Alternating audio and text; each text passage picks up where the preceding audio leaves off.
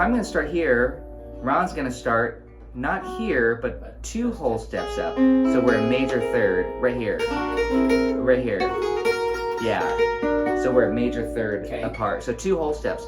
The diminished is 3 frets. If you want to harmonize an augmented, you would go 4 frets so that you're a major third away. So if I'm going to do this, Ron's going to go here. And we're gonna go up we're gonna go up in whole steps. Yeah. Because that creates a whole tone scale. And it sounds like this. I'm just gonna show you the chord first. I'll play a D for fun. And we're back to where we started. And with the sweep picking, it's gonna sound like this.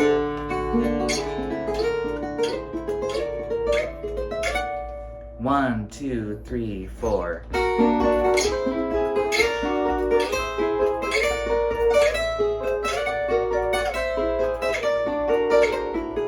Yeah, you can do it. And Joe, on rhythm guitar, if you're wondering how do I use this, Joe's gonna play a D7 chord. So it's just gonna be this. Or D9. 1, 2, a 1, 2, 3, 4.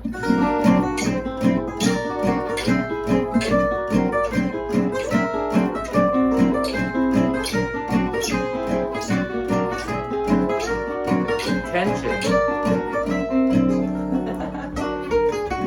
And then that's the scale that would go with it again. It's really fun. Django used this quite a bit again. And then it would probably want to resolve to G.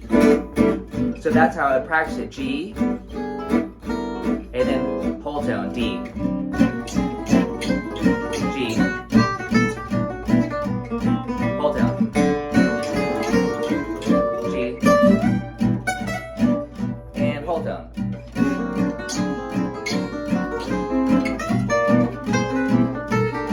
And whole tone. And G. Etc. So basically, how we're practicing it for application is we're going 5, 1. The most common progression, 5, 1.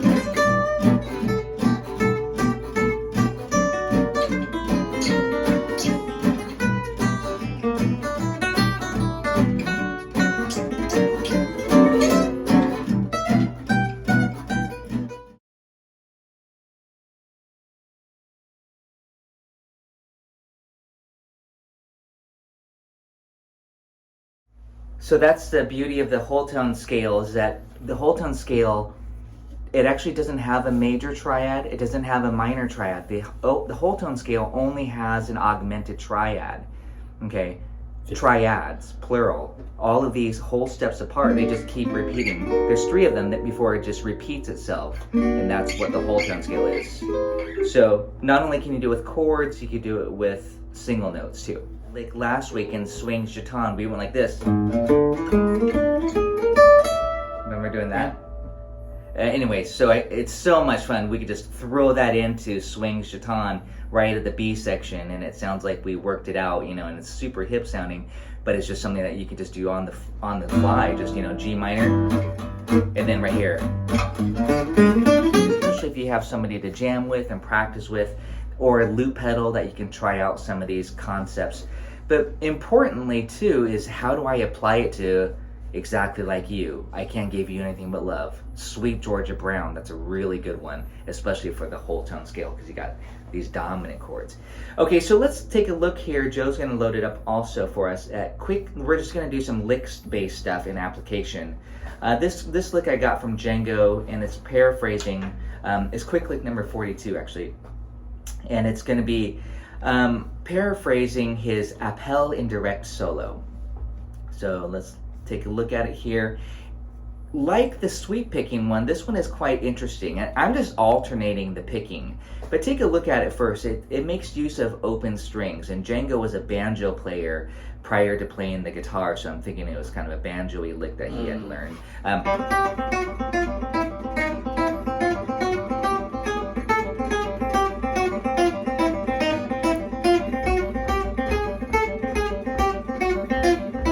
I'm I'm just looping it over and over, etc. It makes a great technique study. I'm going to slow it way down for the demonstration, but Joe's going to play me a C chord in the background. That's kind of what appella indirectly is, just a C6 chord, C major triad, maybe not as fast, but I'm just going to demonstrate so you can kind of hear how cool this lick sounds like. There's a little bit going on here too. There's a rhythmic thing, a 3-note grouping that creates a cool syncopation too. So it's a 3-note grouping with 8th note patterns using the open string effect. I use the term octave on there, but that's technically not don't worry about the word octave. Doesn't need to say octave lick on there. 1, 2, 1, 2, 3, 4.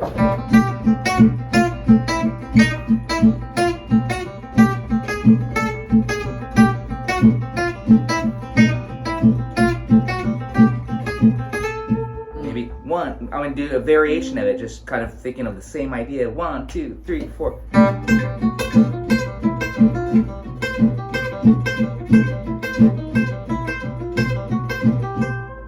So again, you can be super creative. And let's try one more idea. 1, 2, 3, 4.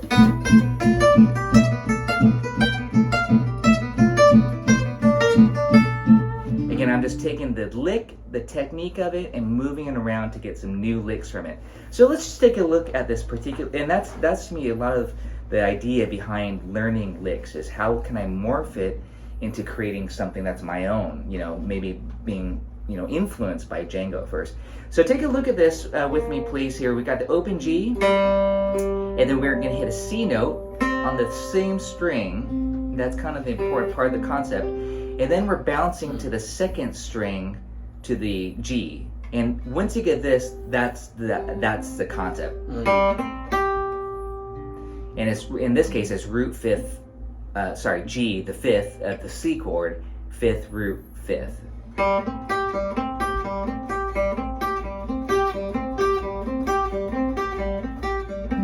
You can swing it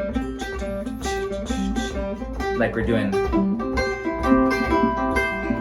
in the mood. Again.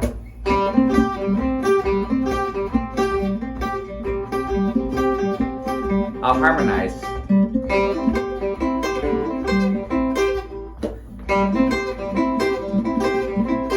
Yeah, but we want to keep that rhythm going non-stop. And of course, we were all just hearing in the mood. Da da da da da da da da da da da. But you can totally do that too. 1, 2, 3, 4.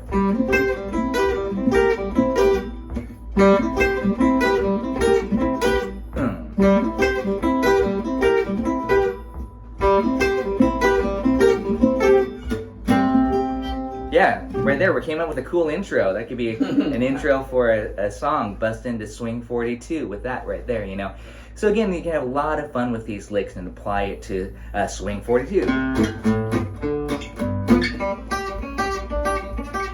Etc. So that's what I want to talk about again. But that's not the whole lick though, just to show you there's more to it. There's kind of a bluesy phrase here. And again, this is taken from Django, but kind of this. Chromatic. So when you put that in and you keep the other 2 notes constant, that's the pedal tone concept. Yeah, exactly. Now you get this.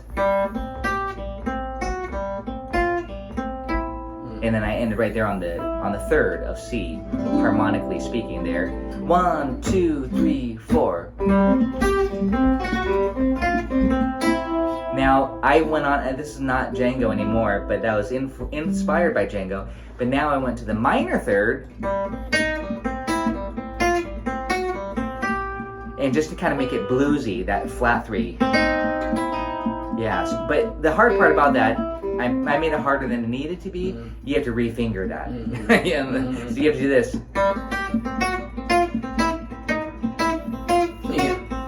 And you'll just get used to that. If you don't want to do the flat 3, then don't worry about it. Again, you can make these your own licks, of course, too, as I got it from Django-inspired, at least.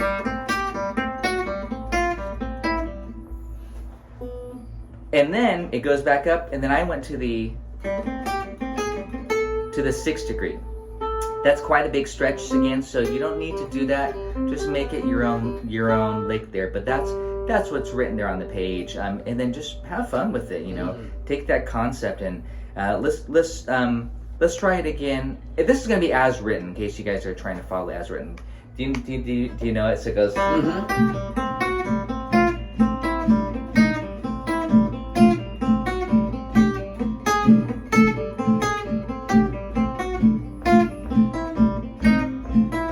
One, two, slow. 1, 2, 3, 4. Minor.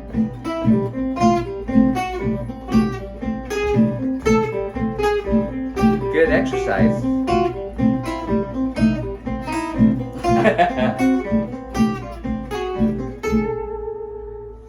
That's the idea of it.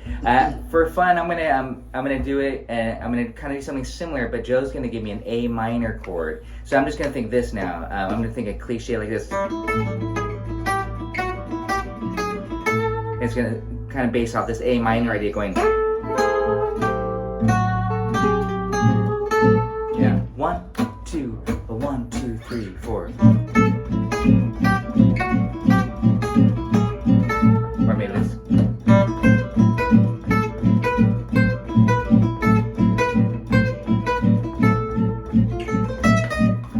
Yeah, I was hearing minor swing in my head, so I wanted a D minor chord. Joe didn't know I was thinking that though. But anyways, you can play it through the changes. It's so much fun. One technique again, and try to work it in through your favorite song or minor swing, of course. But one technique.